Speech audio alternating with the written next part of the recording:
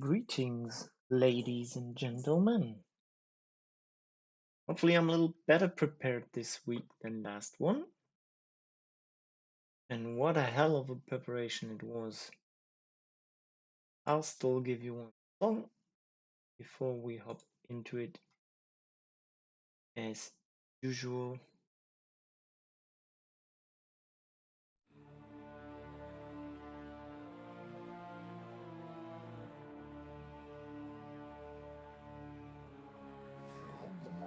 I understood the weakness of my flesh. It disgusted me. I craved the strength and certainty of steel. I aspired to the purity of the blessed machine.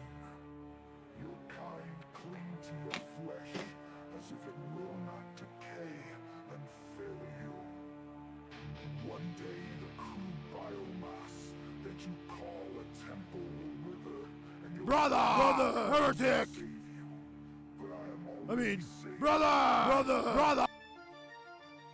Reliable Tom is reliable. Hey, Vengeance Tom. Even in death, I serve the Messiah.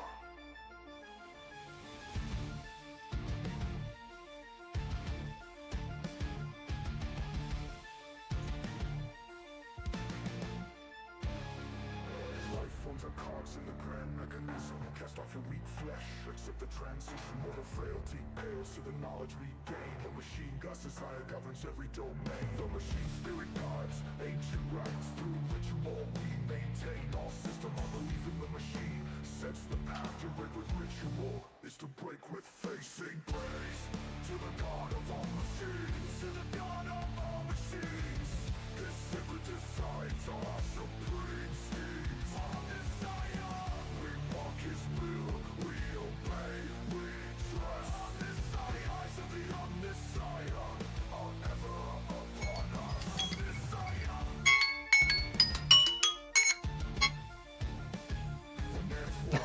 Sorry for that.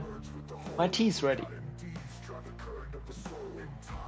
Professional streamer. Those who come after may walk the line. There is one protocol for those who blaspheme. Begin the catacombs, unleash the supreme. The machine god's wrath will set them right.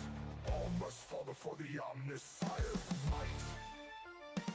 Sing praise to the god of all machines. To the god of all machines. His sacred designs are our supreme schemes. Our Messiah. We mock his will, we obey. Yep, there's spoilers everywhere. Therefore, spoiler alerts everywhere. Flesh may decay, but we do not fear. In blessed machines, ascending higher, reborn in steel, by the will of the Messiah, reincarnated to never die. From the soul of the machine god, and they stay on march. Let the merciless hand of the machine god invest the Obviously, I know who won and who didn't. And sadly, they all got their money. Which,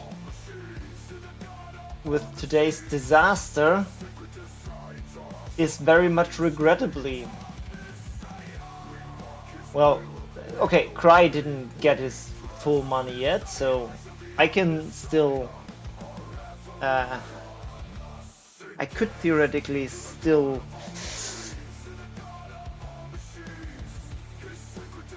have some of the price reduced for not saving fucking replays.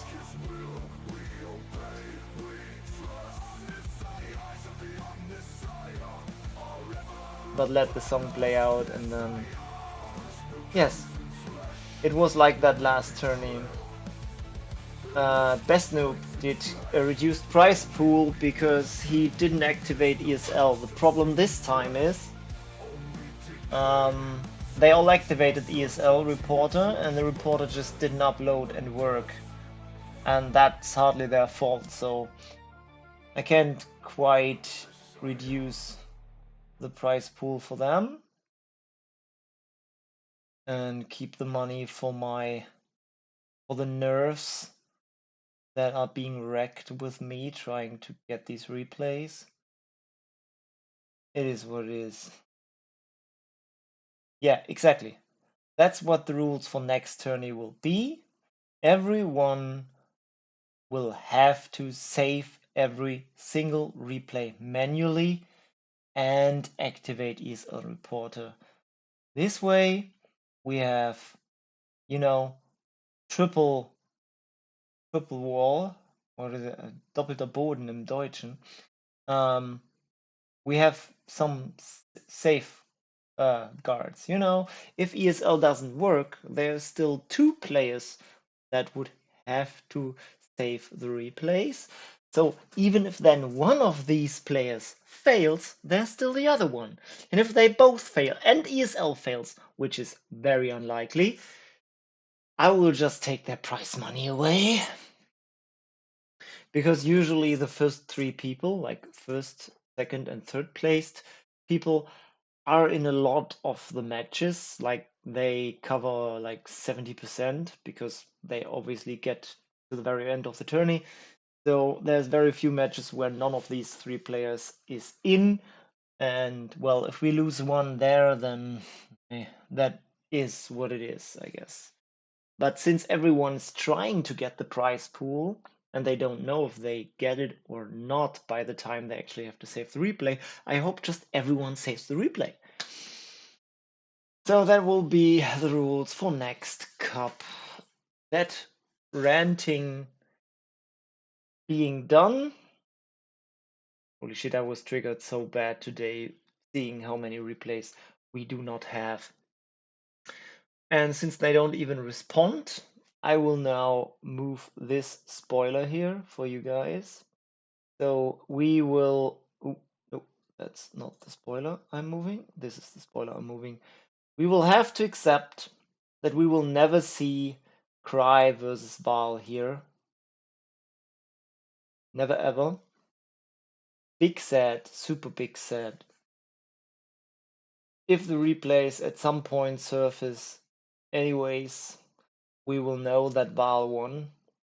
But hey, it is what it is. I can't go on casting without any spoilers. I mean, today I can cast Trojan and Inner, but that's about it then, because I also need this to cast the first losers bracket shit, so yeah.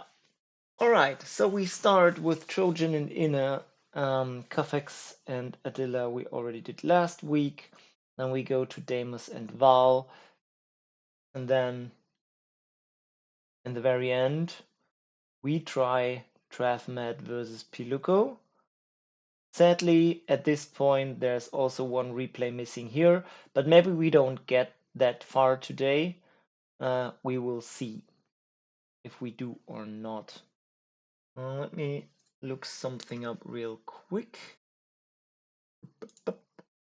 Ah, damn it. I guess I could try to move this spoiler up once this is done. Well, yeah. But I don't think I need to. Well, maybe no, I will mess it up. I will not. So one of the first round losers bracket matches will be Cry against Kufex. So we can cast that at least. And then maybe until next week, the last replay of these 2 has surfaced. That all being said, let's start hopping into the replays. So Trojan versus Inner will be copied. Now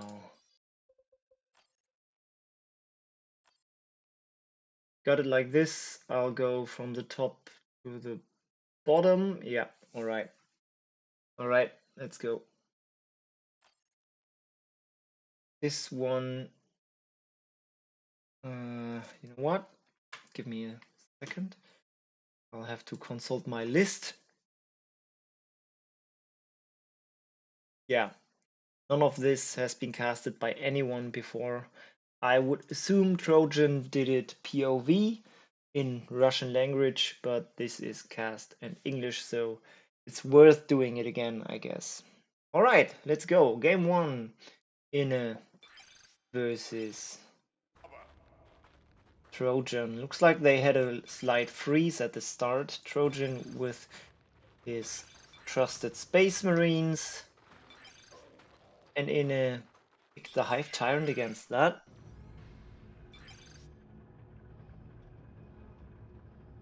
Gonna be some nits finally. Haven't seen those in a long time. Oops. Yeah. Maybe I should actually show you the game instead of just talking about it. So nothing much happened yet. They just moved out of base. You have missed nothing. Double Hormagons. This is Imperial territory now. No double Termagons. So there is potential for a strong scout play. Because a Hive Tyrant can't really deal with scouts as slow as he is. However, Hive Tyrant is the knit hero that can bring out Ravenous the fastest because he already has basic synapse, so he is not he does not need the instant barriers. So when Inne would see a lot of scouts and scout upgrades, I'm very sure his next unit build would be Ravenous to bleed those scouts. Not that a Barb Strangler Warrior Brood is bad against scouts, but Ravenous are just even better. So these first almost are forced off, no models lost, Hive Tyrant found the tacticals. Pretty much what he wants. He will be bolted down by scouts over excessive amounts of time, because unless he rushes shotguns, now suddenly there is 2 and not 1 threat. He knows it's 2 Hormagons, probably. I guess the tactical saw them. I don't know. With these 2 ranged squads, the Hive Tyrant can't really deal because he's so slow and has low damage.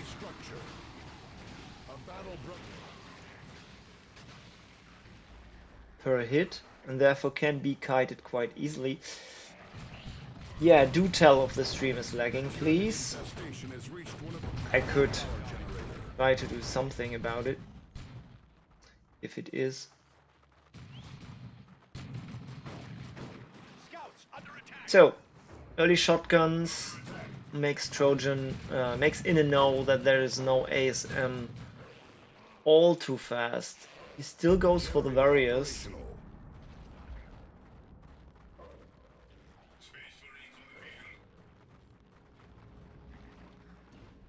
To be quite honest, I mean, he can't know that there is Devastators, but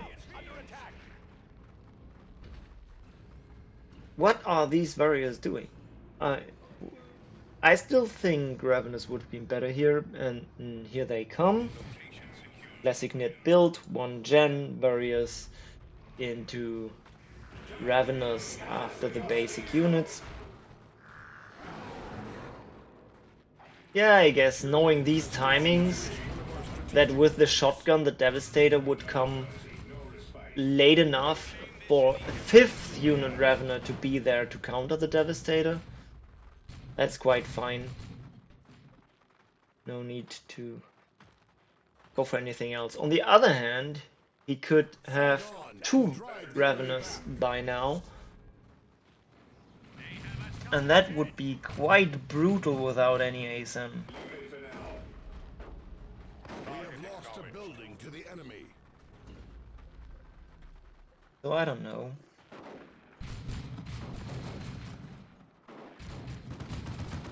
And right after I said that, there's ASM as well. Inne did bash 1 power node, but didn't get a gen. Power node is coming back, so he couldn't decap.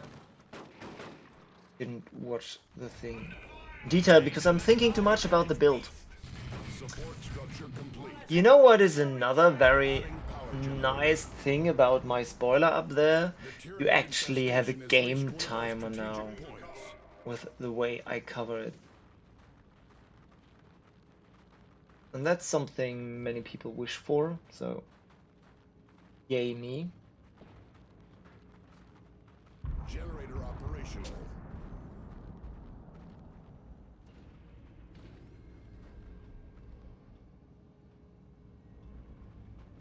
Slide low in the action. Ravenous open up on the apothecary.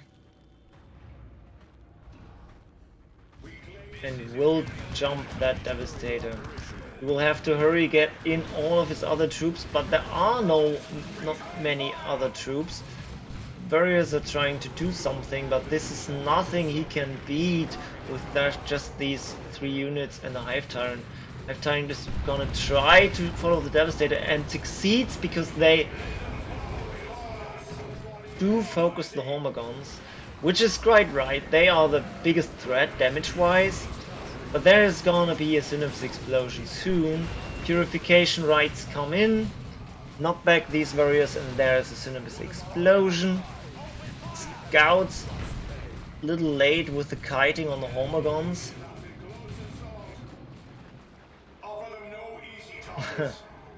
Gets the scouts in retreat with a special, but they do not wipe, and the Devastator is still on full HP, gonna be healed soon. One model dies just before it could be healed, while these vanilla capping scouts are still running from vanilla capping Homagons. Not so vanilla though, they are upgraded with the adrenal glands. One of our generators is under attack. And again in a snuck around and tries to bash his opponent.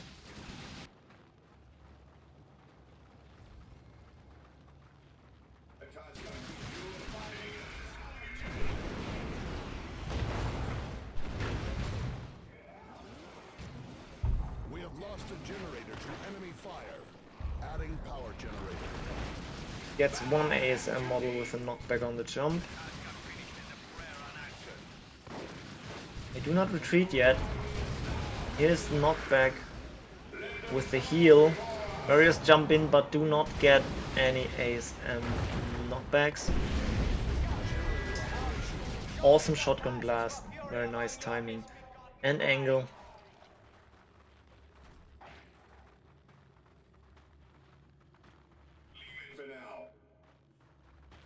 Tacticals decide they do not want to finish capping. They need to help their brothers. And where are the Ravenous? Capping. While everything else just rushes into the Devastator. Not ideal.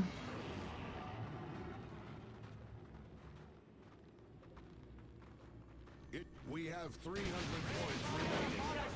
I like the 5-unit build against Nits, I have to say. Ravenous will get jumped here. Retreat not quite in time, but I doubt they will lead a model. And Trojan agrees and retreats to be reinforced and back in time rather than doing more damage on the Ravenous, which he could have. The warriors move with their Homagon blob, trying to catch something. Hive Tyrant takes some bolters to his skin. The enemy is capturing one of our The first Hive Tyrant is out. Quite a classic against Space Marines, and this is probably why he picked Tyranids.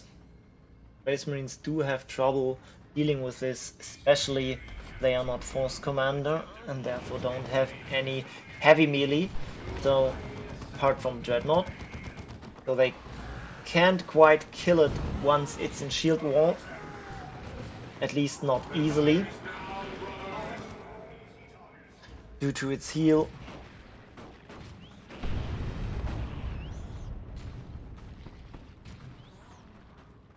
So it's gonna get kited. But the thing is, with this map, there's shot blockers everywhere. Like all these walls are shot blockers where it can hide behind, and therefore block the passage for the Space Marines, because they can shoot it from distance and they don't want to melee it. Even a Dreadnought doesn't really want to melee it, because if repaired, maybe even without, I'm not sure, the Dreadnought will win the fight. But if you look at the cost for cost, that's pretty bad. If you need a whole Dreadnought to counter Tyrant Guard. And he can just charge out in the end when the fight goes bad. And I doubt Inne will stay at one of those. Dreadnought's coming out anyways, because he does know he doesn't want to 1v1 them, but he needs it to finish them off once they are in shield wall. I wouldn't mind a plasma as well.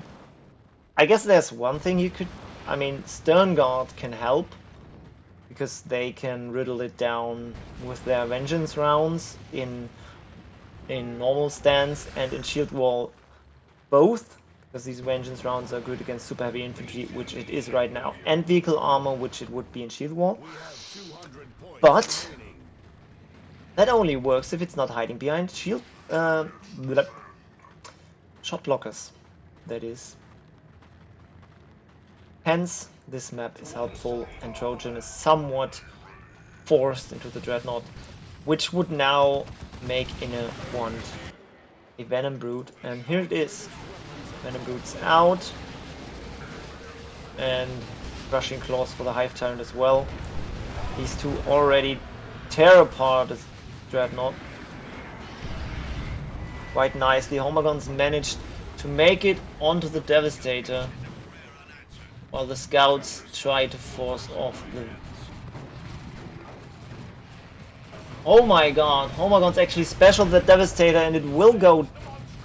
No, it's not going down, because he thought the Dreadnought would use his Emperor's Fist, which he didn't.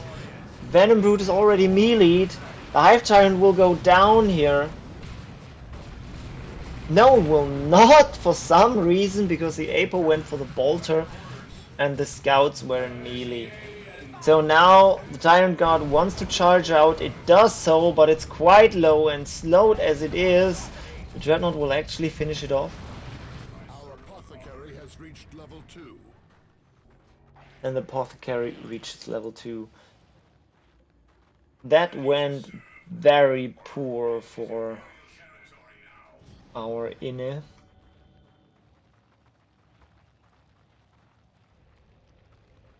We have lost a generator. Looked like he kind of went in one after another. It was a good position, but he did not have all his units there. And the ones that came in late did so not quite ideally.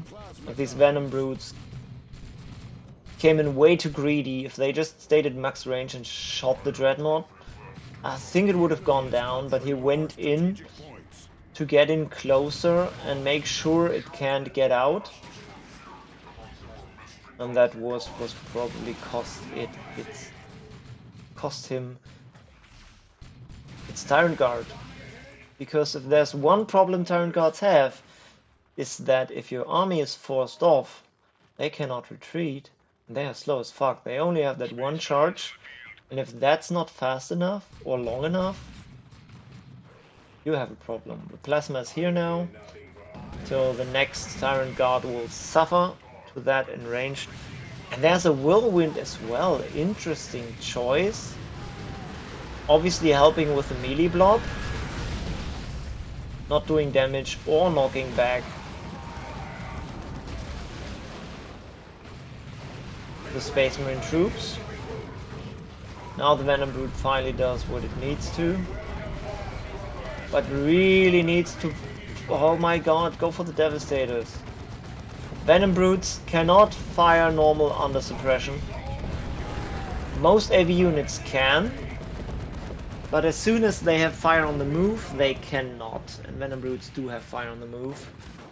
Like tactical missile launchers or las cannons. which are even setup teams, they would not care for suppression in their firing pattern, which is why he needed to melee this for the Venom Brute to finish off the Dreadnought. Is that a hunter-killer missile? I think it was. Oh no, that was.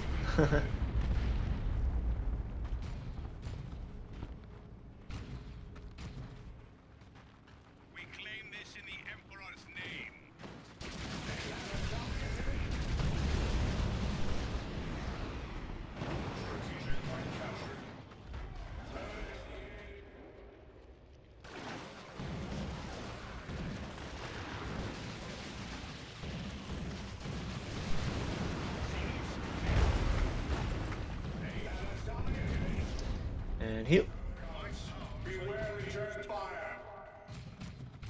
I think with the whirlwind around, this game got very hard for Inno.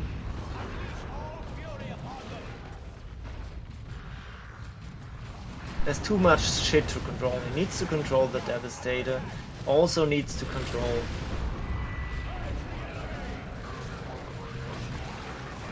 the assaults and the tacticals. Because these tacticals pop those barriers everywhere. And the Dreadnought gets double healed but dies anyways when the Venom Brood is killed. Here comes the shield wall. But this is quite some melee here already. 2 power melees. I don't think the scouts should still shoot this. Devastator can help with their vengeance rounds. They should actually set up closer. Because they would do even more damage if closer. We have Armor of Purity on the Apothecary. And the Hive Tyrant is lying dead on the ground. Second Tyrant Guard is coming in to help the first one. So are the Ravenous.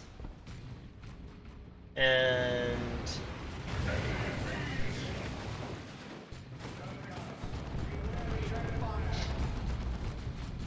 I guess the VPs aren't in his favor still, which is why Trojan has to react to every single try. Oh, those Ravenous just knocked back nothing while surfacing. See how long this survived? That's exactly the problem I was talking about. Without Dreadnought, you almost can't finish them off without a Dreadnought and Stern Guard. Even though he did have these vengeance rounds around. Another hunter-killer missile to keep it low. But the other Tyrant Guard is wreaking havoc. There's nothing that can counter it. Well, this one just heals slowly. So critical mass not yet reached. Trojan's on the triple cap. Innis trying to win this on the VPs as he did already before. Oh, we have a last cannon now. That's way more DPS, and that's enough to go get through the healing of a Tyrant Guard barrier to buy some time, while the Plasma is trying to deal with the AG barriers. One of the Tyrant Guard went down. The Eternal Shield Wall one is now back up. Constant fighting in this game. Very nice. It managed to get to the last cannon, but now it's dead due to all the power melee. Because in Shield Wall it can resist this power melee for a shit load of time, but not out of it. Not out of Shield Wall. Really feels like Inne is coming in one by one while the Space Marine army is all there. Apothecary healed himself. Last cannon goes down, but now that all the Tyrant Guards are down already, there's no point anymore in saving the last cannon. Since he only needs the Plasma, he never really needed to retreat these tacticals. Because they still had one model and therefore have the Plasma.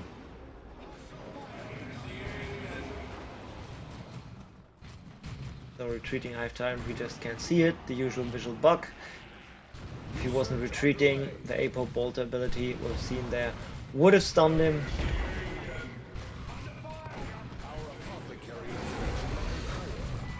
Oof. Yeah, it's just level 4 for the Apothecary, level 3, almost level 4 for all the Space Marine base units. Even the Librarian is level 2, so this doesn't seem winnable for the Nits anymore. But we've seen stranger things. We did see Adela last week pulling back 2 basically lost games. So not all hope is lost yet. Ine is still ahead on the VPs, but he was never able to make it to tier 3. And it all started when the Dreadnought didn't die here.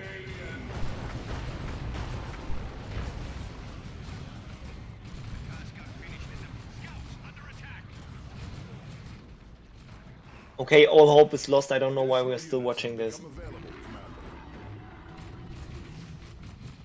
Better?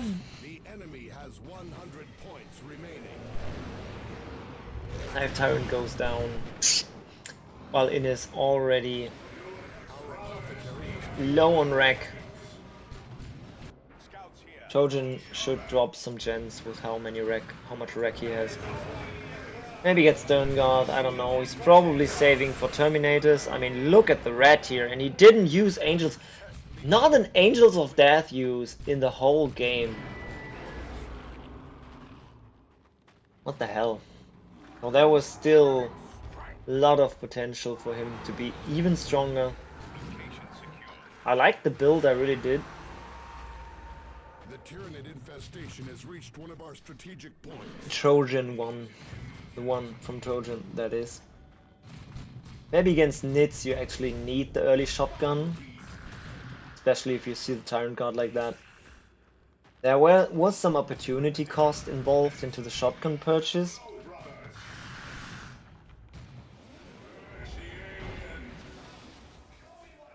He needs to fight these melee units, but then the plasma would eat him up, so it's just, you know, too much. Can't kite everything. Can't kill everything fast enough. No capillary towers to speed this thing up. No synapse to speed this thing up. So easily kiteable. And the GG is dropped. Will long be remembered in the halls of glory.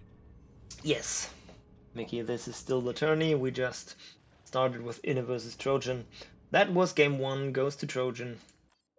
Well played.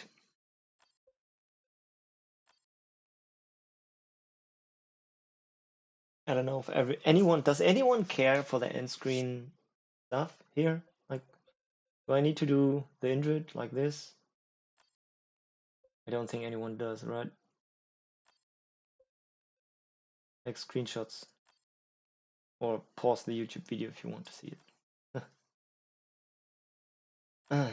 Alright, second game. Let's fucking go.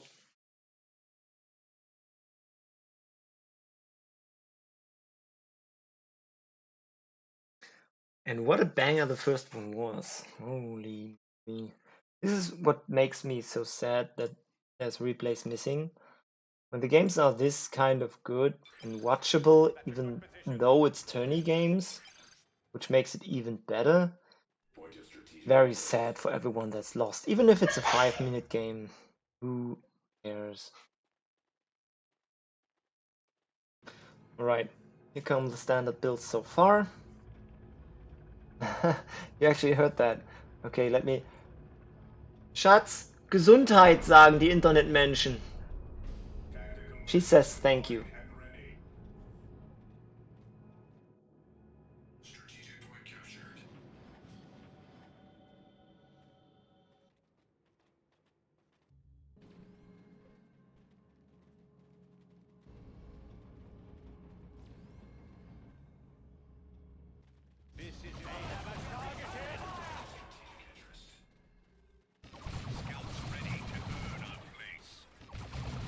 Okay, I don't think this one is in heavy cover. This is probably light cover. Just this piece is, yeah, light, heavy. You see, yellow, green. So this is why this model died so fast. While these are basically all in heavy cover, at least the front ones, which are probably focused. But with the tacticals coming in, they probably should go because they are flanked. But he hops inside the building to buy time and loses the model instantly. Yeah, shotguns coming in. I see Trojan likes his early shotgun. I think I already said last week that a lot of players scoff at that, especially piano. Because you know you just have to buy some time and the assaults or whatever tier 1.5 he's getting will come quite late. So all Inna has to do now is wait for his rangers and then push. Yeah, units before upgrades, that's the general rule. And this is one upgrade before unit. So UBU, units before upgrades, yeah. Or be yourself, UBU, you know. But one of the two, both are nice. Yeah, could be upgrades before units too, exactly. Inner going for his trusted double ranger into Falcon build we've seen against Piano last week. Let's see if it works as good here. Because there's already scout upgrades and too many gens for it to be ASM. So I would usually say with the double gens after the shotgun, you would probably expect Devastators, but holy shit, you don't want Devastators into Ranger builds. So, or maybe into Eldar in general. One Ranger dies though, 2 scouts already did die. Second Ranger with the long rifles coming in, and he will be so annoying for these attacks. While the Banshees will trade models for gens. Probably... Ah, Tech Marine switched targets for some reason. And he's switching targets again. Why is he switching targets all the time? He did not focus one model, so they could easily have finished this gen and bled maximum one model, but he still decides to get the fuck out for some reason. I guess the Tech Marine could have repaired the gen while firing, and that would have been a problem. Because then the Banshees needed to refocus on the Tech Marine, he would have retreated, and then the shotguns came in, and there was no point. I guess the retreat was perfect. Forget what I said. I forgot the techie would just fucking repair.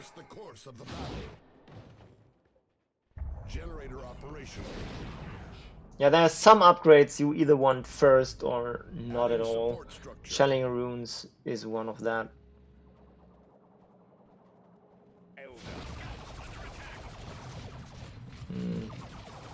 I don't think the Guardians want to fight that out, but Banshees are coming to help, so that's fine.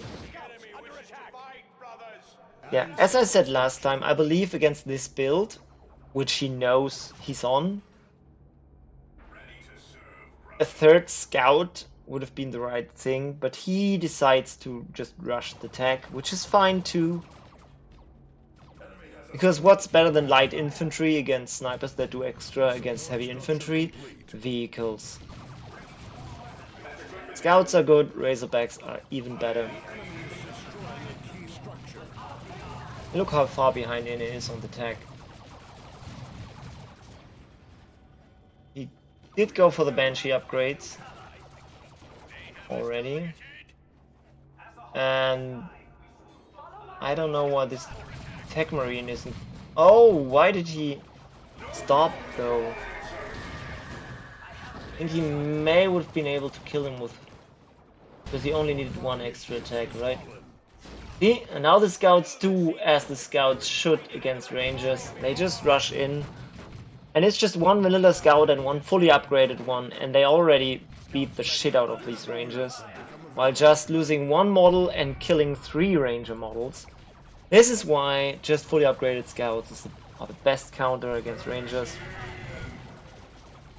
They just don't bleed and kill the rangers fast once they approach. Rangers can cloak away because there's a detector sergeant as well. And they don't do their 50% extra damage against heavy infantry because all the scouts are light infantry. Is it 50%? Is it 30? We will never know. Extra. It's extra. Razorback coming as expected. Didn't even upgrade the second scout. He was really rushing that tier 2. And I guess that's something you can do as well when you see the double ranges. Smart move. Not the one I thought of, but smart, maybe even smarter. 2 scout models die? No, just one, actually, for the Banshees. Warlock could come in and try to finish them with a Destructor. And here comes the Razorback. One additional scout killed by the Warlock, while the Eldar just take the other side of the map. He knows the Rangers are there because they are decapping and capping, and probably the Node saw them. So the Razorback beelines that way. I mean, he could have upgraded Flamers as well and beelined for the gens, trying to bash, but he prefers to get the map. It's just, you know, both can be right. Decision in the moment. Can quite hard to say oftentimes what is better. Because, yeah, he doesn't have his Sarge with the Razorback, because that is... where the fuck's his Sarge? Oh, it is inside the Razorback. So it could have detected... Even inside the transports, detector units still have their vision. So this Razorback doesn't only have extra visions for scouts being inside, it does have detection radius, so the Rangers can't hide from it. Which makes it weird that he didn't go in. I guess he didn't know where the Rangers went and they just hide in that corner. So he drove here and was like, okay, I don't know where they are and I don't want to stay here. Ooh! Well, that's a free gate then.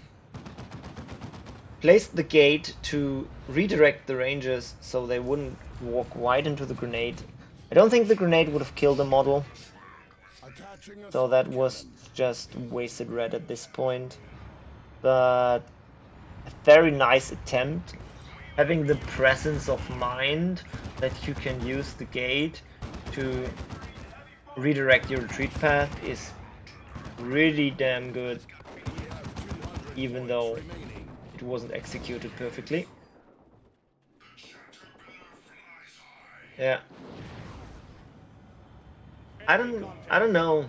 Sometimes hard to judge how much power Eldar have, because they usually, I mean, it's a 2-unit build, so he did start with a double gens, while the Space Marine only, well, built the gens part by part. And he also knew he was far enough ahead that maybe he just knew he was far enough ahead that he could have the Melter Dread out when the Falcon appeared, but it's not even a... What? What? Okay, I guess he just trusts in the ability of his tacticals to rocket launcher that shit. But really, he could have just loaded the tacticals into the Razorback, bashed this with a rocket launcher. Because what else would the Eldar do but go for the Falcon? Okay, I guess he's trusting in his Tech Marine as well with the Melter. Why get a Dreadnought Melter when you can have a Tech Marine Melter, right?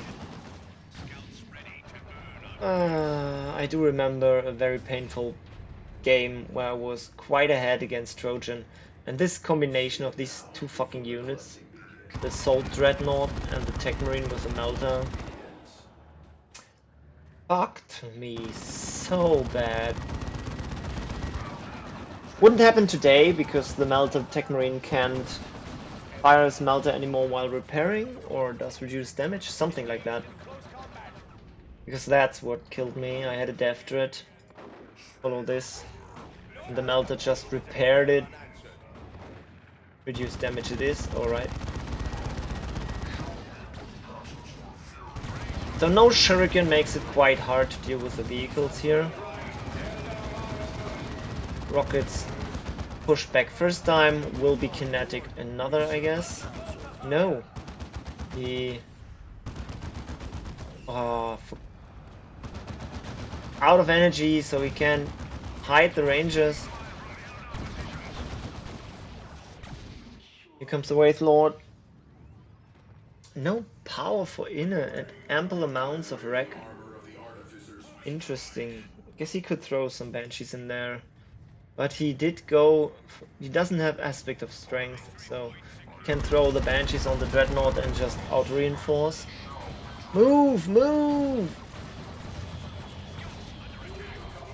I guess the Wraith Lord is fast anyway, so this is fine. Just keep the Rangers next to it to knock back any AV threats.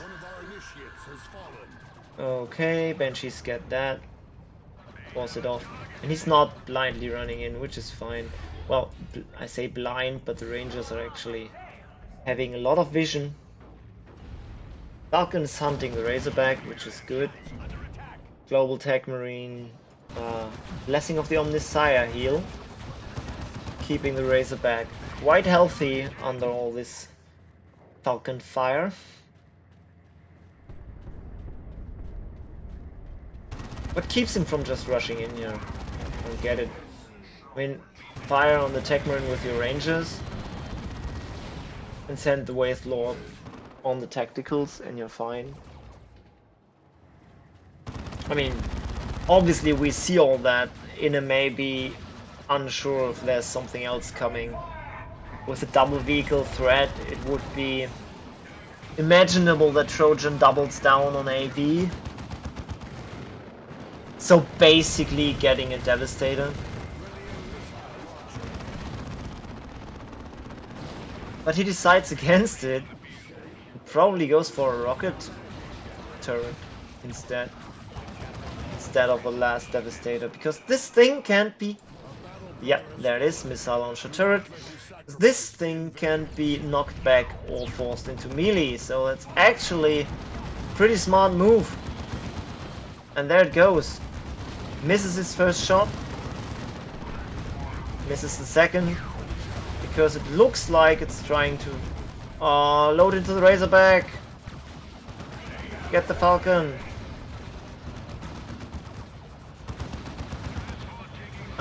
He will get it anyways. That Falcon. Sad Falcon.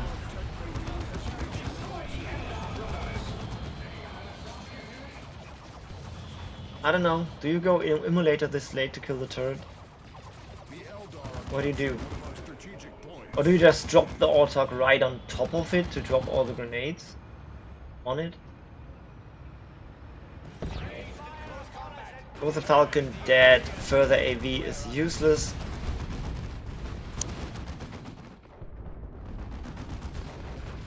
Thinks about getting the Falcon back, but... Waveguard, yes, why not? It is at least possible to hit a Razorback with that. Yeah.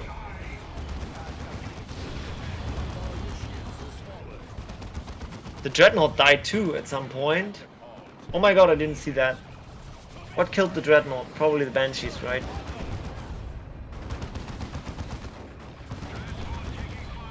Anyone saw that? Fuck me. I'm not even playing, I'm watching this and I can't follow everything. That's so sad. I was probably rumbling about something useless.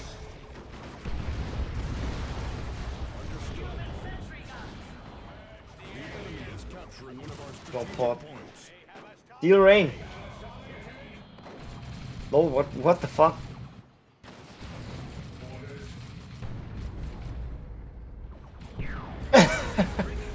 Okay, invisible drop pod then. Tech Marine finishes the Wraith Lord.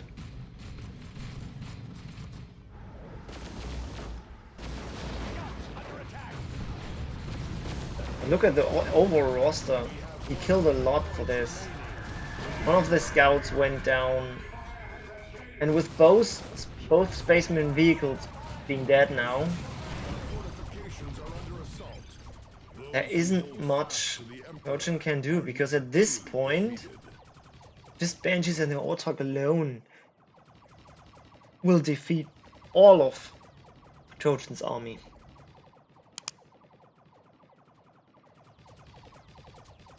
And the game ends in his favor, even though he loses both vehicles, but so did Trojan. And in his army, part from the vehicles was just stronger. Autarch support for the Banshees. Alrighty. Annoying Banshee pistol sounds. So that's 1-1, and we go into game 3 between Inne and Trojan.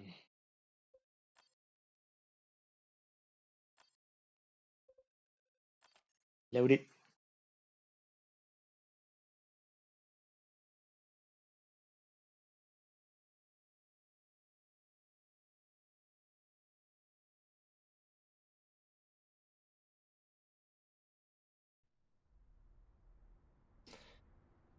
So, Trojan on the Lord General, IG, and Inne on the Techmarine this time. Lots of Techmarine stuff. Let's see where this goes.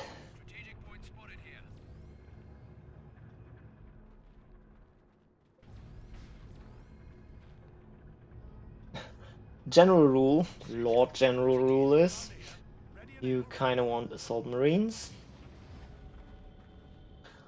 The only, or the IG hero you want Assault Marines the most against.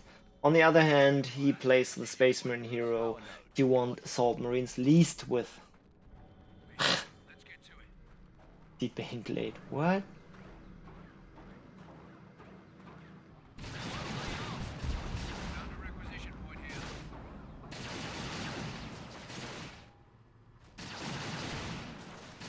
Something to say about the map here. Hey Mustafa, how you doing? This map was made by Nakura, so he should know it very well. On the other hand, this map has no heavy cover anywhere on the map. It's all light cover, and that does favor the IG here, because they can build their own heavy cover if they really need it, while these tacticals have quite the problems if they can't stay in heavy cover during the firefights. And here comes the Stomp. Dodged by retreat. General finds the scout, or the other way around. No second scouts though, as many Space Marine players do against IG, since that would just be more targets for the Sentinel.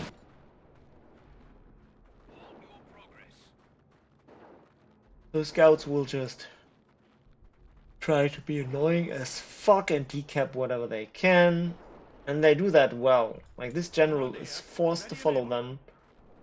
I mean, otherwise he could just cap, but then the scouts would decap his precious rec points.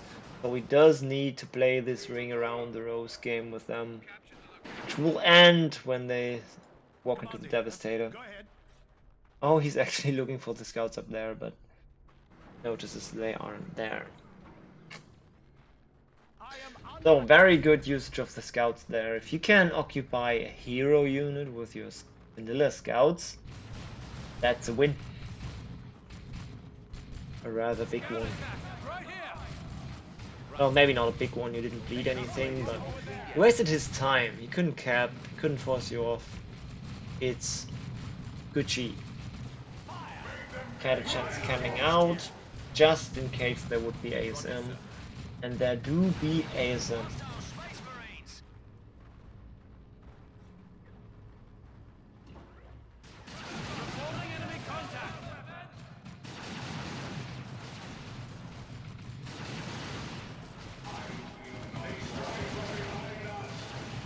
Yeah. Sentinel being a large target gives heavy weapons teams extra accuracy. So they actually do more damage against Sentinels than they do against heavy armored infantry units.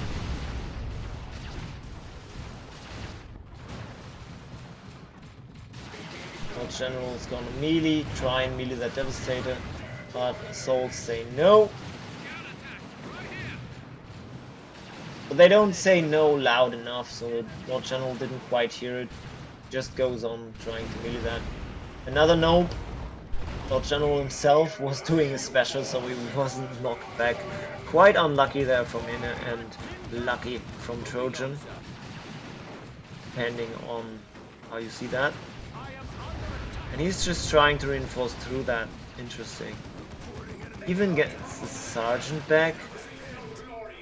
For the medic. Ooh, he can, but the suppression is nice. I was about to say he can't blow that up because I'm in command, that's why. No, because the assaults, because they were suppressed, and therefore they were standing on it themselves, but he just blew it up and lost fucking 5 devils for it.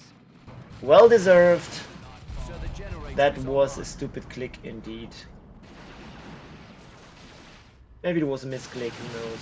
We got the Sarge on the scouts. If they are gonna decap on the backlines anyways, why not have a grenade to do some retreat killing? Who knows? Someone should clip that. That was very odd for a high level game. Very, very odd. I guess it's too late to clip. I don't know.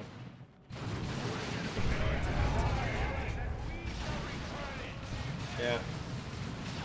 Grenades can be nice against catechins, but you need, because they are so clumped up as a unit, so all AoE is nice against catechins, but you do need to knock them back or somewhat control them for this to be possible, of course. Good retreat there, dodging the stomp again, no model losses. And the Devastator has a mine in front of it, so... But the Sentinel and the Catechins obviously detect that and can just kill it, which they did there.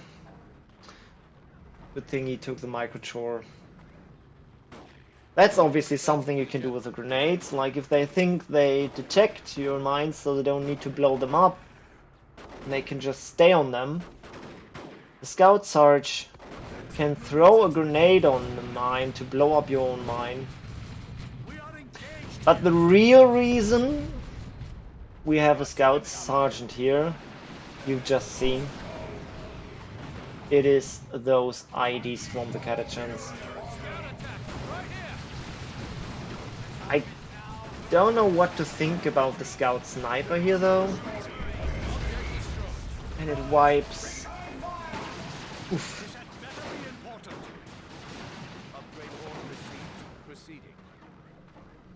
That is a problem because now he has no detection for these IEDs. So he basically can leave his own base.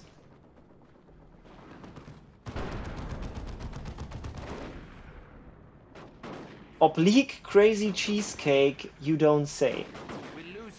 Yeah, probably what I said when I saw that. These Twitch links are funny as hell. Charges come in. And the ID is getting killed. So he did not use his ASM as a backcapping unit. His scouts, vanilla scouts as a backcapping unit. But uses ASM for that. Because he could, you know. Yeah.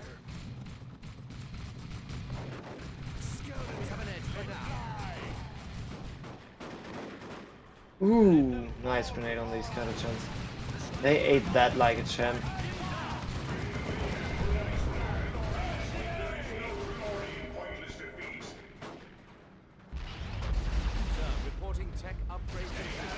Could say in his testing his own medicine with the double Catechins.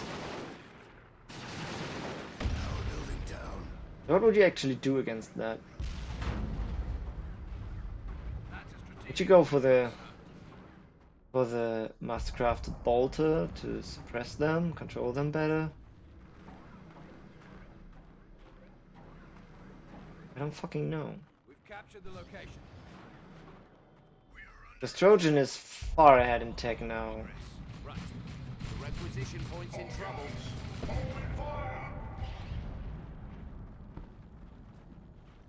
Yeah, but you can't bleed, like, We're ready here, sir. you would have to watch which Catachan model took a lot of damage and mastercrafted Bolter Shot that one to bleed it. Yeah. Right. I don't know, these ASM did very little.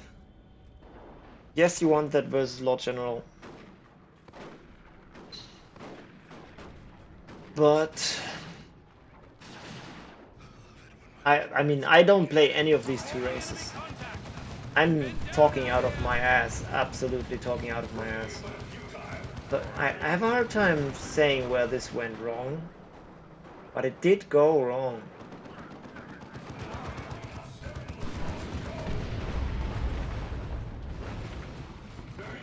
Even though so many Catachans got killed. Another ID in retreat. Even though so many Catachans got killed by their own ID there. What is this placement?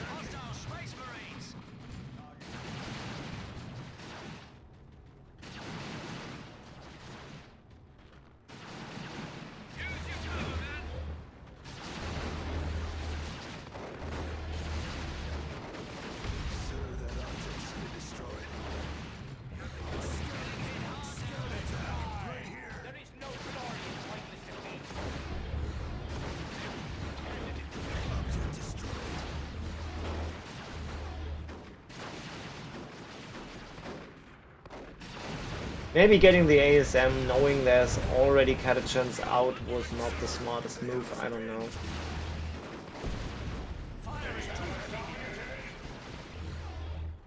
We found a requisition. A victory point is slipping away. Maybe you get another tactical at that point. But yeah, it's, the hell do I know? Got the target in hand. Someone tell me where this went downhill, because I can't tell.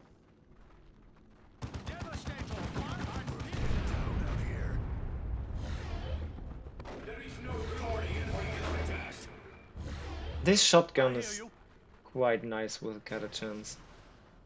I mean, even though he's tier 2, he's not going into the melter.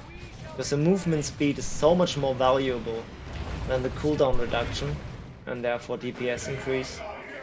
I guess theoretically you could switch between melter and shotgun, like trigger the shotgun ability to get in while you're already upgrading the melter, and then when you are in and you start firing, then the melter comes and you use that ability as well to increase the DPS you deal.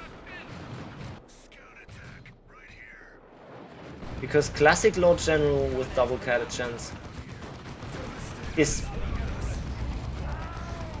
absolutely oh, stagger jump, and the next plasma shot's gonna... Okay, it's not quite in range, I guess.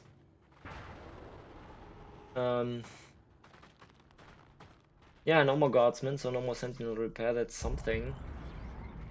Trojan's going tier 3, and he will be able to drop a tank. The amount of wreck he has, he can just replace the guardsman. Well. Oh, wait. He does have one guardsman still. It's fine. And there's always the option of repair bunker as well. Yeah, it's a lot of bleed, but he's so far behind.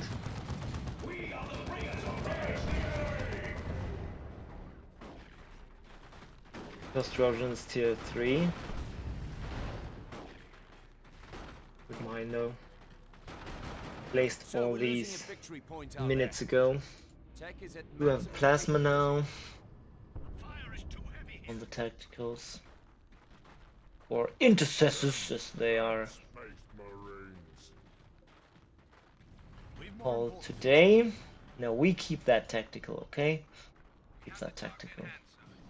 We will have to talk about intercessors in Dawn of War 4. Enough. Won't be long, sir.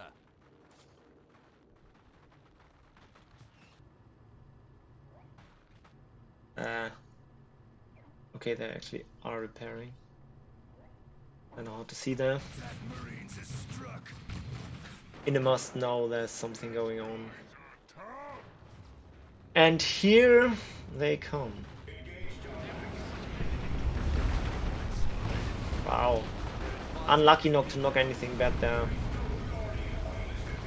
Ogrins are still trying to focus the melee Tech Marine, which they basically can't. And here comes the Stomp, saving those Ogrins from worse damage. Tech Marine still in there, trying to bleed some Ogrins and succeeds, gets his level 2 for it. But he just echo cheats into Bullgrins. What? I bled 2 models?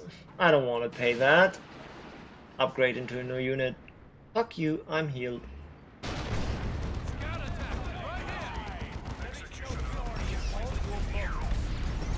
Only tier 3 units are allowed to do that, right? Only Vanguard and Ogrins can still do that. Oh no! Okay. Thought it would get out. Holy shit. So at least the Sentinel's gone.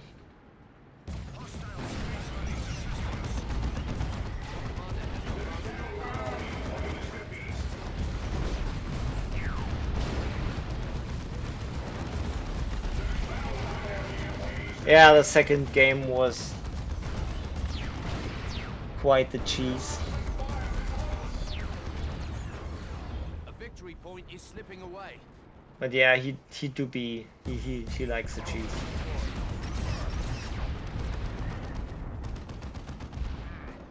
He always has these weird build decisions sometimes that don't quite fit into what the enemy is currently fielding.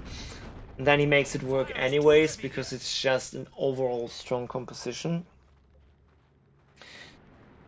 But yeah, how is it? So double catachance is cheese then? Our advantage is slight. That's a good position.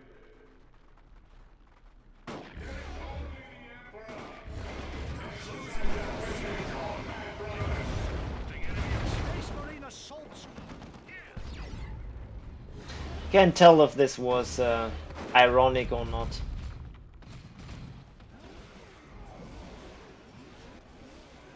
Yeah.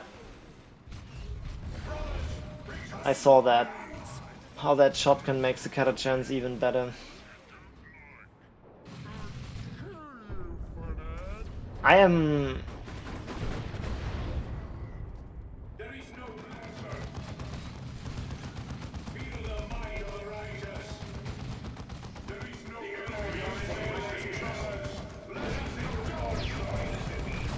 I'm thinking about what you could have done differently for quite some time now. But I can't quite find the solution. Do you stand to the idea of ASM here? Still? Can't keep me out. Pointless defeat.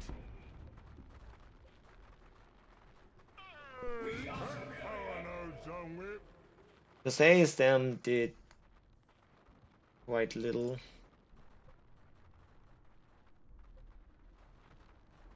As the general requests. Yeah.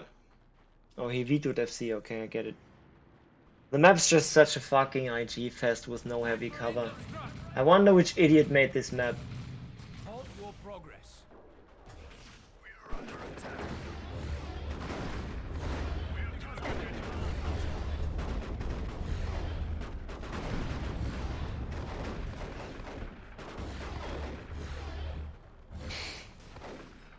We have an edge for now. Yeah, the otters are great, obviously.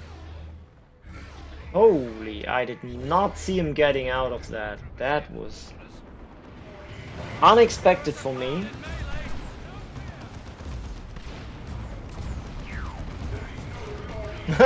Almost killed his own guardsman. Holy shit, 3 HP. Oh, come on, man.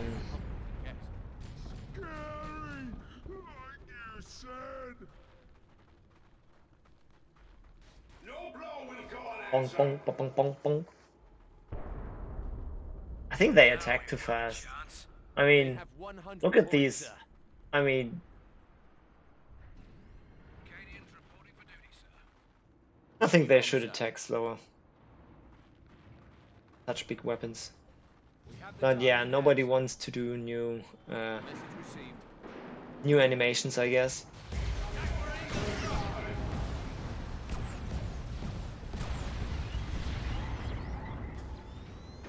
Sir, we're losing a victory point out there. Good shot.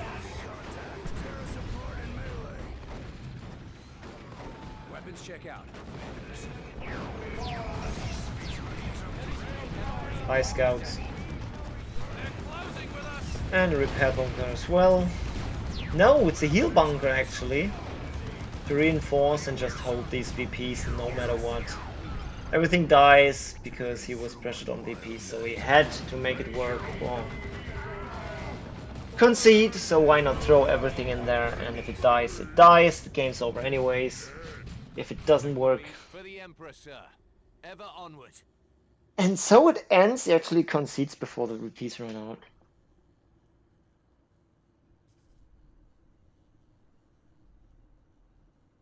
Do you still think the salts were the right purchase?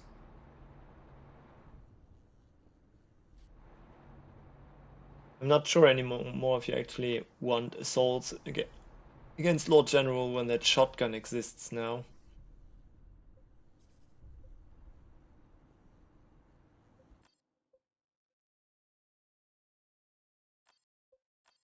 Yeah, it's just the wrong hero, you mean. Just shitty, outpicked. Like Tech Marine already being bad in the matchup, and then IG friendly map as well. Meh. Yeah. Alright. So in it goes to losers bracket. Sad times. Yeah. Yeah, maybe you should have. Maybe you should have. Let me watch the clock. Oh my god, we're already 10:30. Was it? No, 9:30. 9:30. About 9:30. So we have half an hour. Let's quickly look into the bracket.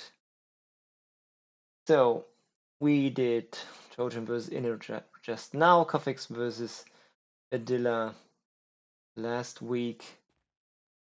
And now there is Deimos versus Val. Yeah, let's go for that. Why not?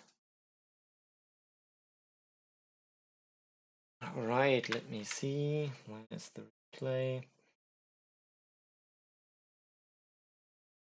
Ah, there it is. Copy. And should be here somewhere. No. Here it is. Alright. Let's load in.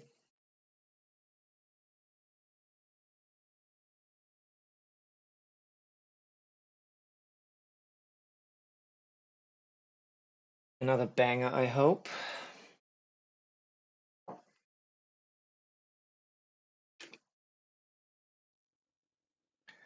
We get Force Commander against PC. Val on PC? I thought he was a Sorcerer Enjoyer. Through and through. Maybe that was vetoed. What the hell do I know? Oh, yes. Thanks. See, that's why I do this live, so that people help me.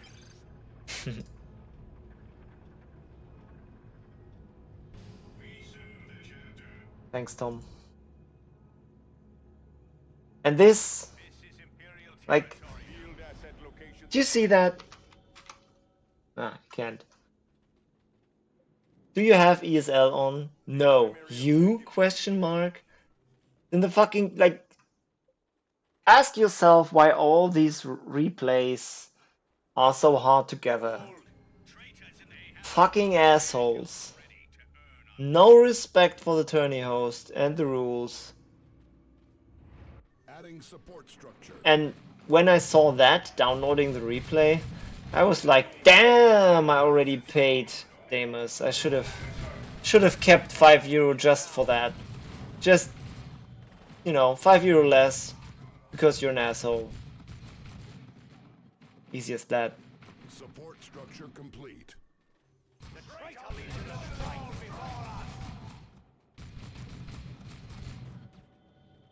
Adding power generator. early Eternal War and the double CSM actually. Interesting. Let's see where that goes. Is a prayer unanswered.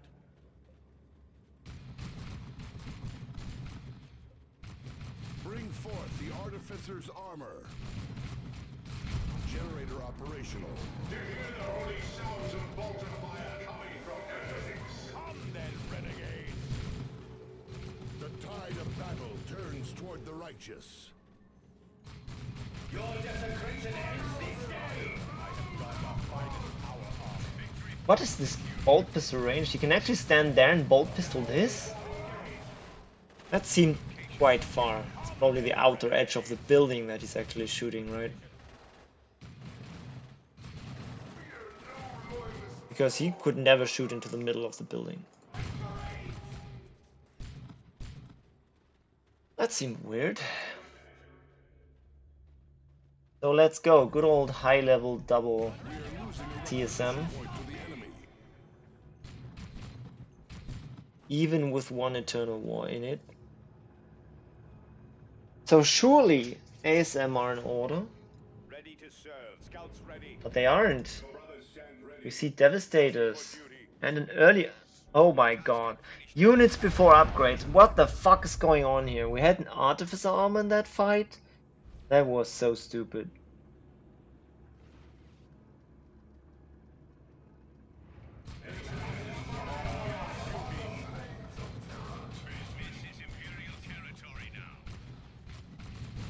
Generator operational.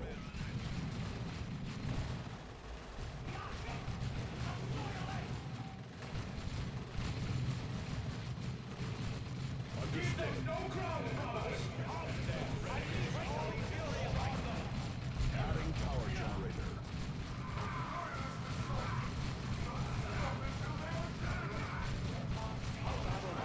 Late retreat on these tags. Shotgun doesn't come in quite in time. He should melee these tags. Okay, yeah. Always melee worshipping heretics because they lose their melee resistance. So they go down quite fast if melee during that. Victory, Space Marines. Lake Champion is pushing the power side. Be careful. You could be getting the Bowspur and raise your power. Erase your power.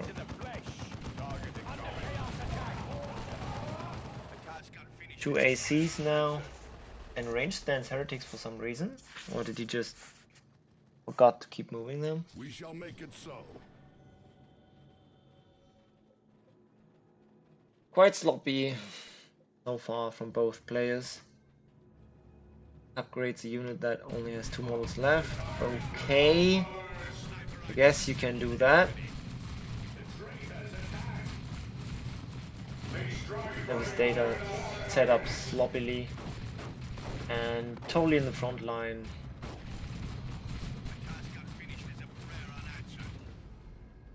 He does say, I wield the finest armor.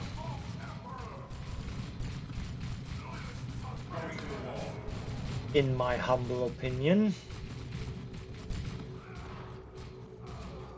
Another model dropped.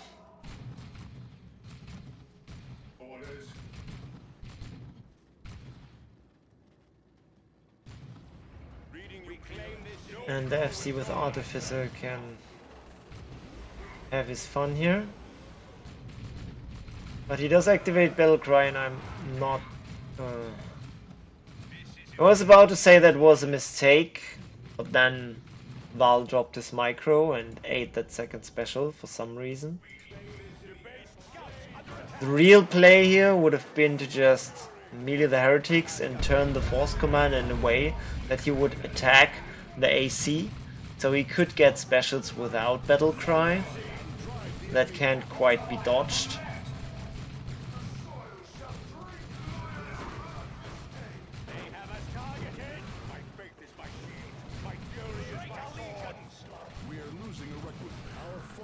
But yeah, only because it's the optimal micro play doesn't mean it's doable, because sometimes you need to micro a lot of units and then you can't micro each optimally. See? just special the AC. Perfect. But you should, yeah, get the fuck out now.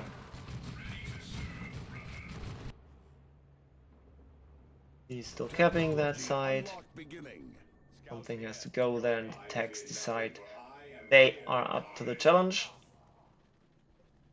So now we have Shotgun, Sniper and Devastator off to this side.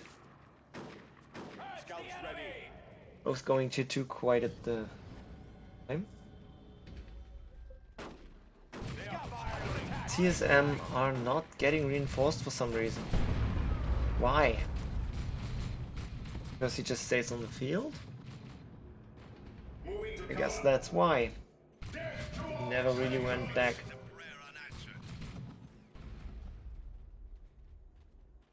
Likes to keep up the pressure. Floppy. Ready to serve.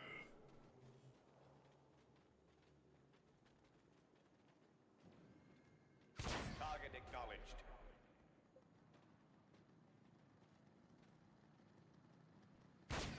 Oh my god, this is so interesting. Death before dishonor. The level 2 on the Force Commander. No levels on the Chaos units yet. And a Devastator solo capping. I guess the Devastator is pretty ideal unit here because there's no jumpers or grenade launcher heretics. So theoretically, if he didn't run headfirst into that and actually set up, he could have kept this plateau against these two units. But he didn't. One of our generators is under attack. Not sure if that was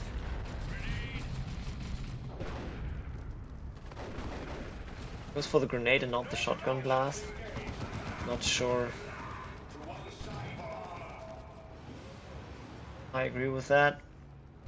Okay, the blast threw away this tag model but didn't kill anything. Much of Nurgle blast that is. Because that was obviously the green goo we saw around these heretics. Touch of Nurgle global. Taka, taka, taka, taka. And a Manila Dread it is.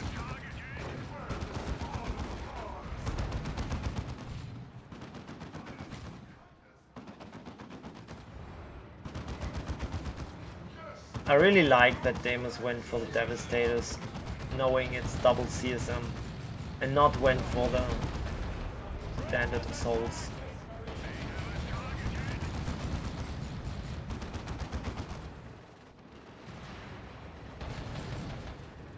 Ready the Iron Halo. Nope.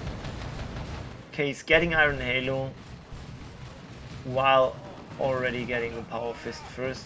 The Halo will be late. Oh my god, he absolutely needs to revive that Force Commander. What the fuck was that?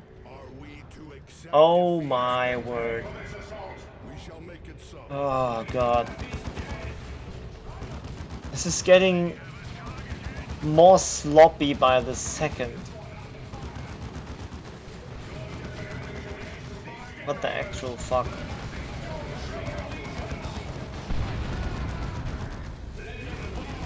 Yeah, sure he wanted that, but it was a risky play as hell, and it was easy to see that from miles away that it wasn't gonna happen anymore. But I guess when he saw there was no point in retreating anymore because the Dreadnought would have just clawed him down in retreat anyways. And now there's a Force Commander against, well, the whole Chaos Army. I was about to say he better use that Halo soon. Yeah, one hit, one heretic down. Easy XP. Level 3. This Force Commander will now be a huge problem for Val. He also decided to get one Corn CSM, which is nice, against the Razorback, I guess, and it actually killed it. In base. The Corn CSM killed the Razorback in base. So, as good as this is against Razorbacks, because they are quite fast and have a fire on the move melter weapon on the Sergeant, which helps them chase down transports. He now can't upgrade them to Zinj CSM, and I would say he at least wants one of that, the Zinj CSM, to focus down that Forest Commander. Stunny replays. This is winners round 2. First game between Deimos and Val.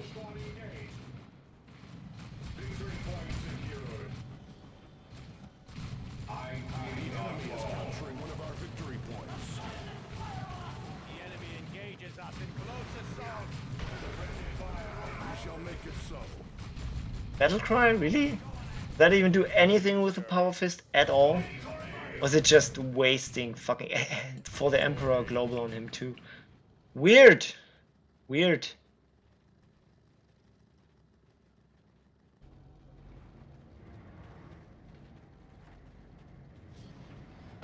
Has anyone ever hit anything with the Force Commander Power Fist Battlecry attacks?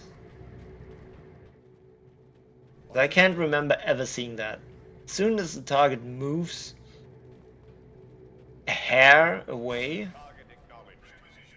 not hitting anymore. Yeah, it's absolute trash, that's what it is. So why go Battlecry? I can't imagine he did this to buff the damage of that one tactical squad running around here. Didn't even have a plasma back then. Yeah, but you know, buff one tactical or actually do damage with a power fist of a level 3 force commander that would get level 4 for it. I prefer the level 4. Wow. Accidental worship, I guess. I would say he wanted to Doom Blast. Issuing new weapon loadouts. I'd assume that. The Librarian as well. This Dreadnought is absolutely useless now with Librarian supported Blast Cannon and that Force Commander on his level 4. I don't know, even the Force Commander and the Librarian alone are quite hard to get through from Val here. He did get tier 3 though.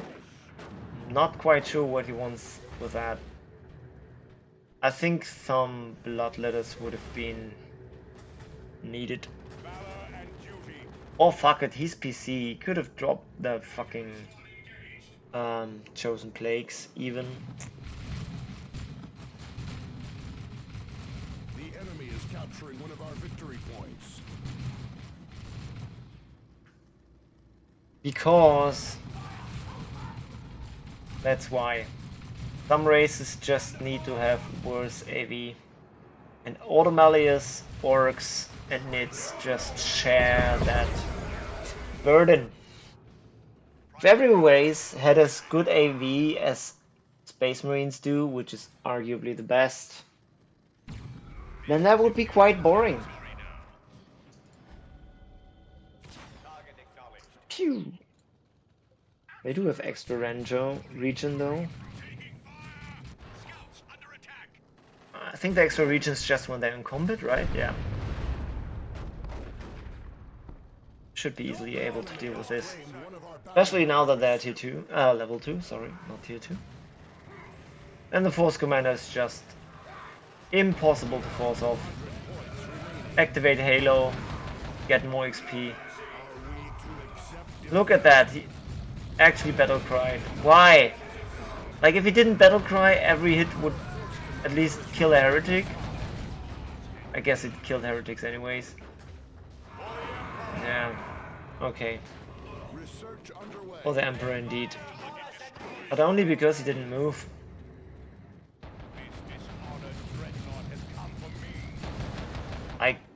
Really can't tell why he's using the battle cry there.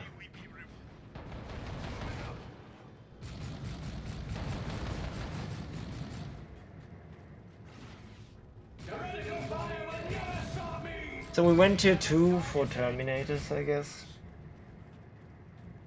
Yeah, that's the obvious choice. Fuck him up immediately, even worse. The enemy is capturing one of our strategic points.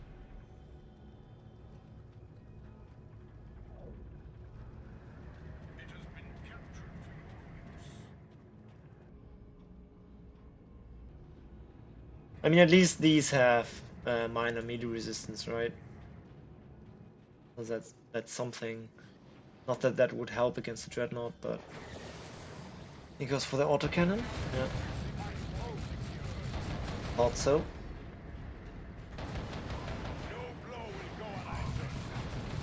Yeah, he just had his heretics wiped, so he could gather enough red to drop the Terminators.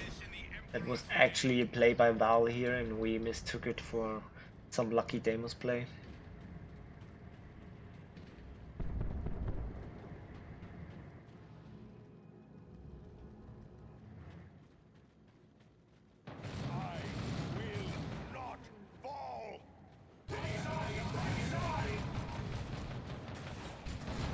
Armies are doing quite good against these clumped up tacticals.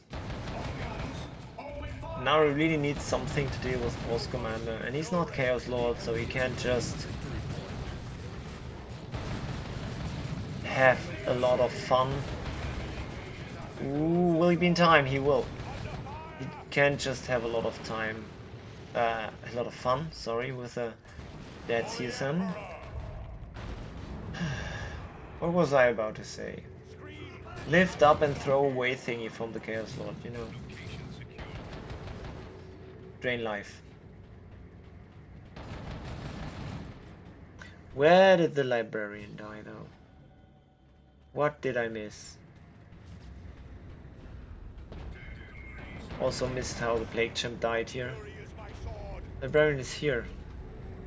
What?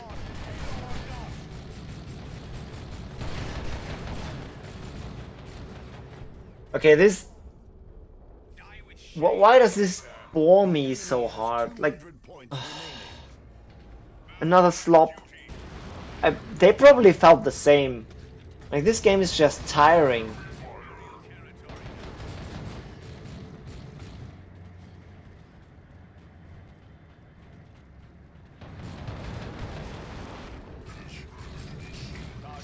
Done them?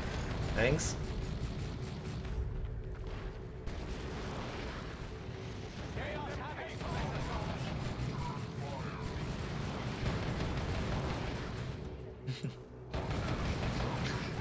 And we get some bloodletters in tier 3. Congratulations, you finally bought the units you needed. The unit you needed ages ago. Dreadnought's gonna die. Lascan is not even shooting the Chaos Dread. At least that gave it level 2, right? But the Dreadnought train doesn't stop.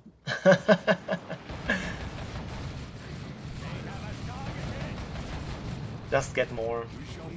And he's right. Best thing he can do against these Terminators.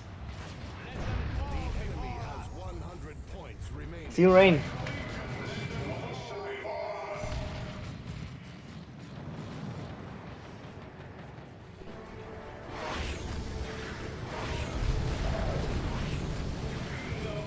Codex Astartes names this maneuver Steel Wraith.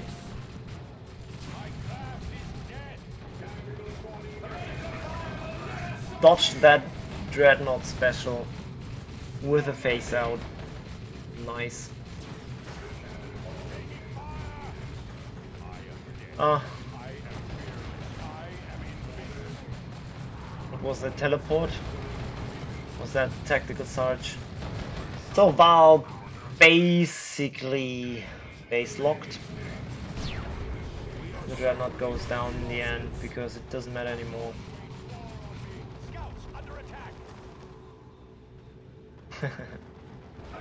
Fun Cloud. Oh, I guess it's just general reinforcing around the Dreadport. I forgot that that's possible there for a second. So teleport effect we've seen was not necessarily a Sarge. So that was game one, Deimos versus Val. And you know what? The other one you already find on my YouTube, so I'm not gonna cast it again because I live casted that on the day of the cup. And the third one as well.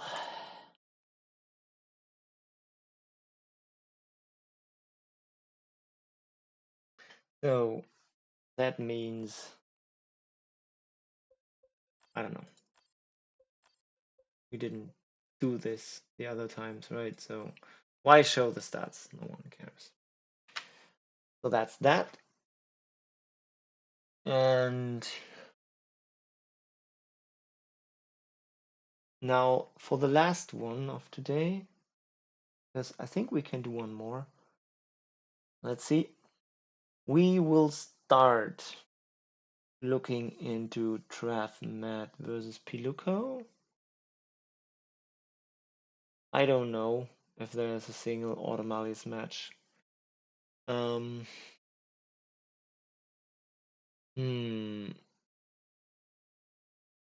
I don't know. It's just Matt. He goes by the same name in game. Killed me on Monday. Looks like he's playing Orcs and IG. But I have not cast any of his tourney games yet, so who knows? You know what? Maybe that's stupid to go into a series that has multiple games. Let me actually.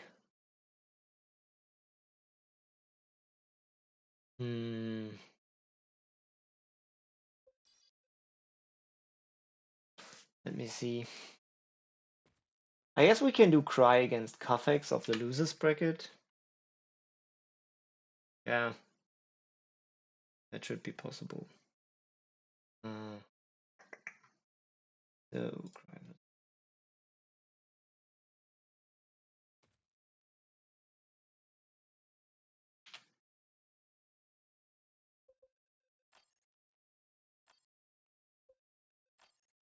Let's go, another Space Marines against Chaos. What it is. I need some water. So much talking.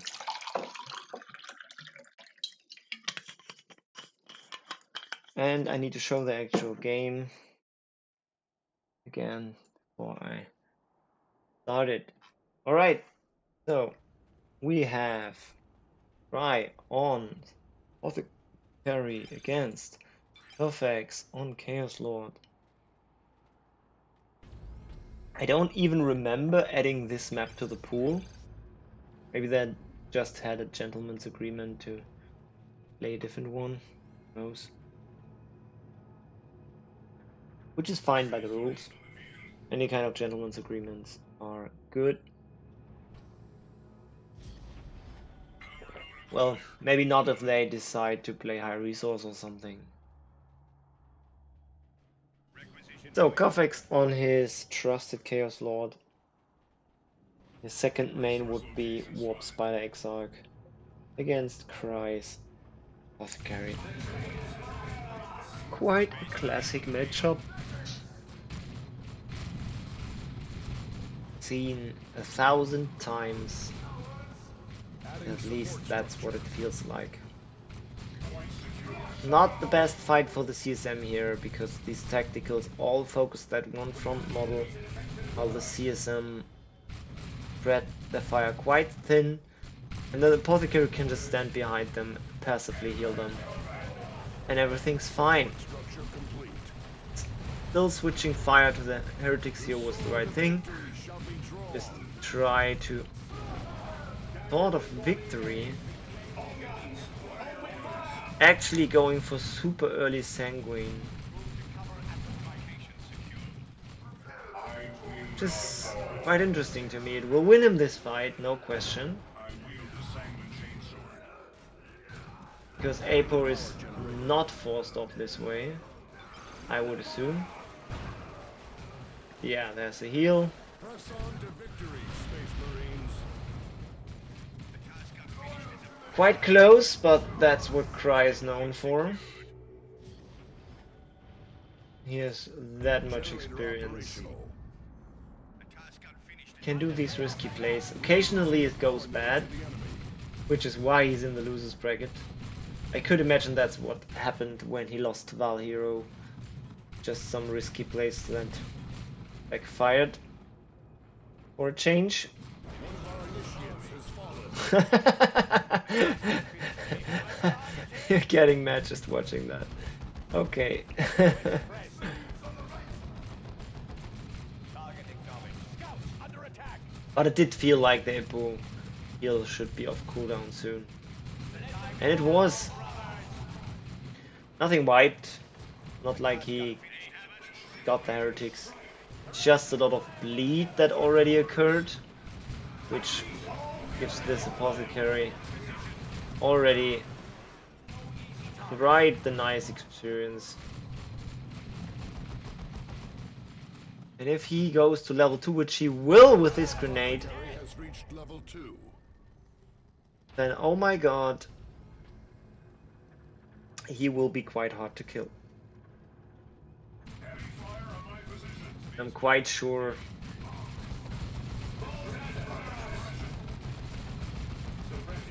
there may be... look at that charge range. Oh, it's so nice. There will probably purification rights as well, right? I mean, if you're already level 2.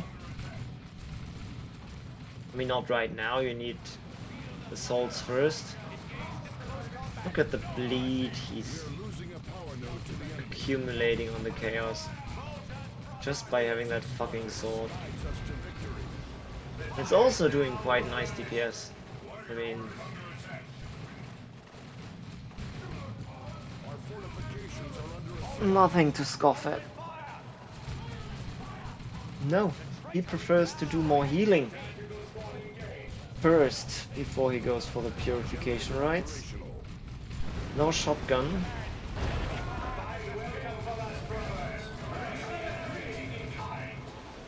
Just let Sarge. Who comes out on the scouts. Apothecary in range stance for some reason. Grenade hits that front model and kills it even. Dead Chaos Lord 2.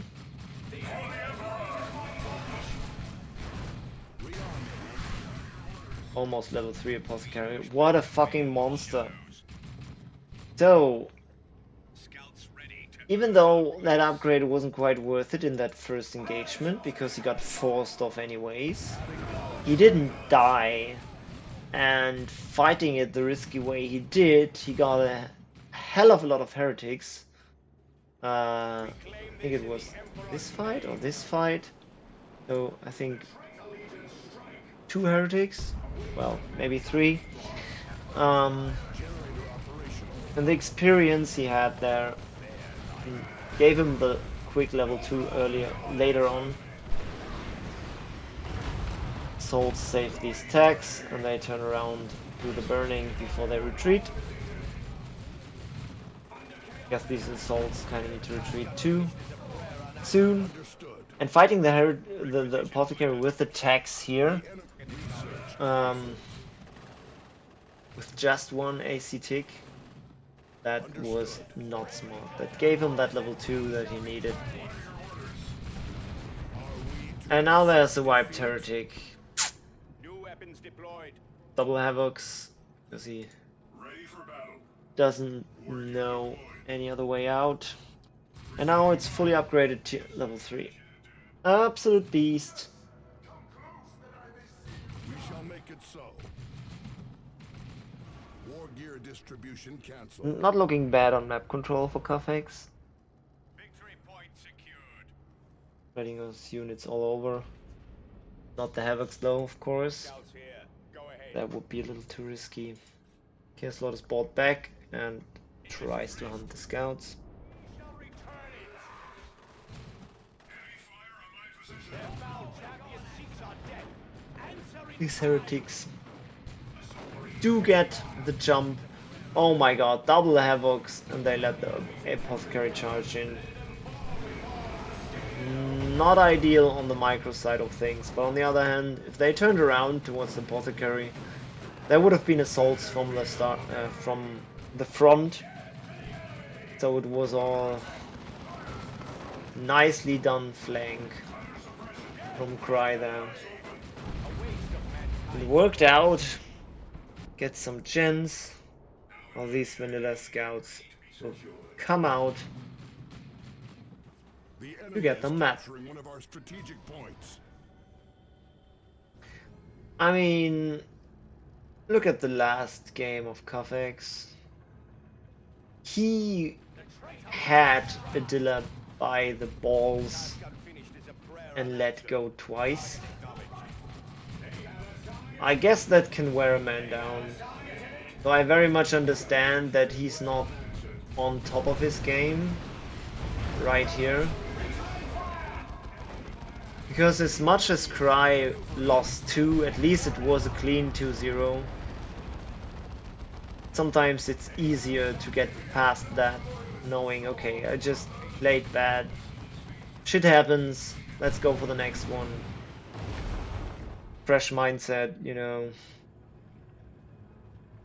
But if you basically won 2-0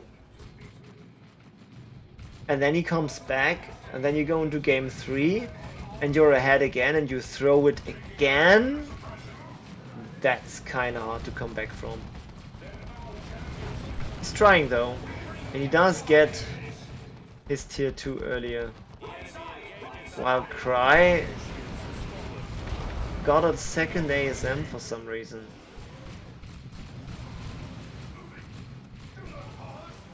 I mean, he did bash, so he knows even if Kufex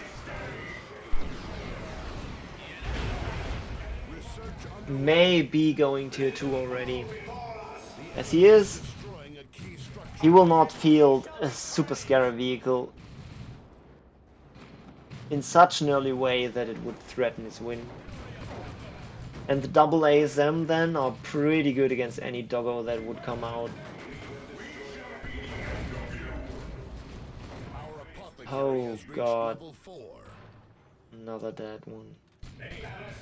And of course the double ASM help a lot against these devastators.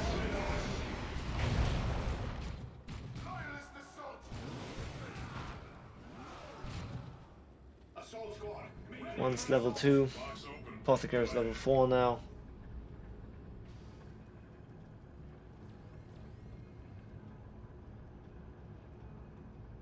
Fight on and drive the enemy back. He's so much transitional AV. He just goes for the double melter and the rocket launcher. I guess you don't want the rocket launcher when you already invested into the flamer, do you? But with one heretic already dead, the flamer is not that useful anymore, so may as well go for all the transitionals.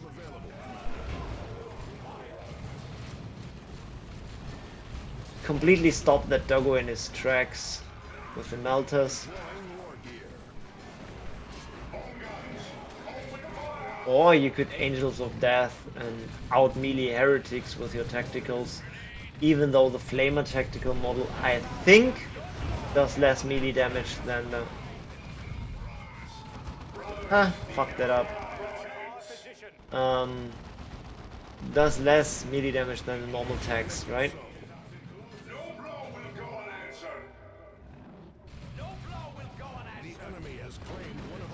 One melter's in, second CO2, but it doesn't quite have the energy to use it. And here comes the Sarge. And the rocket launcher as well. What's this doggo doing?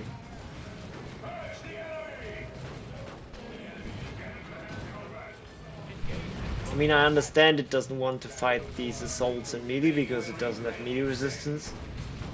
So even this normal melee would do some damage, and he doesn't quite have heretics around to worship it, so damage could get out healed. But he really needed to go for the tacticals or apothecary ASAP.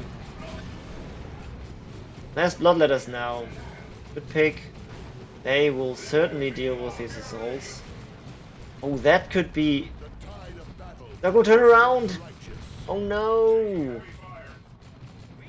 And that's a dead one then. No.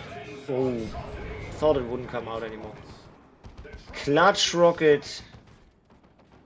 And the doggo dies. The bloodletters weren't even real. They were just blood sacrificed ones.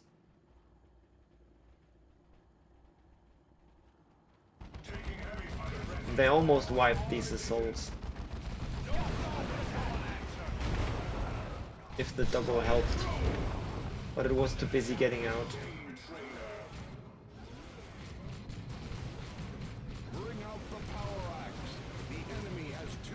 Switches to the power axe.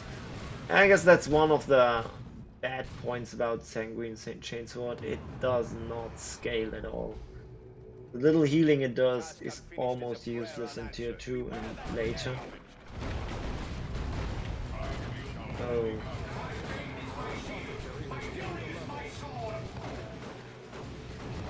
Yeah, bloodletters.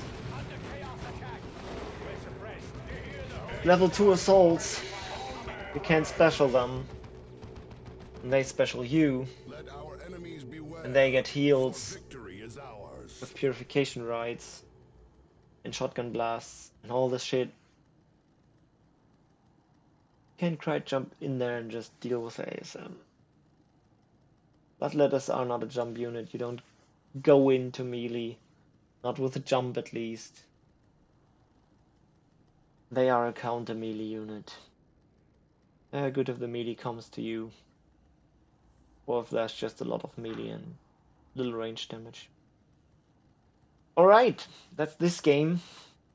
And you know what? After this game,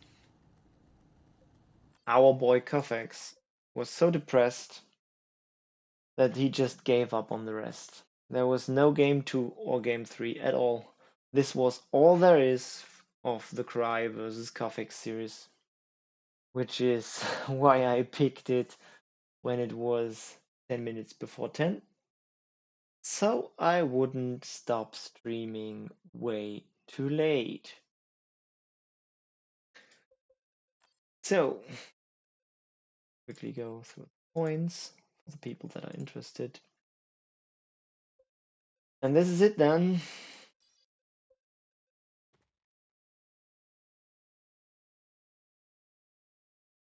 Replays are overall quite good.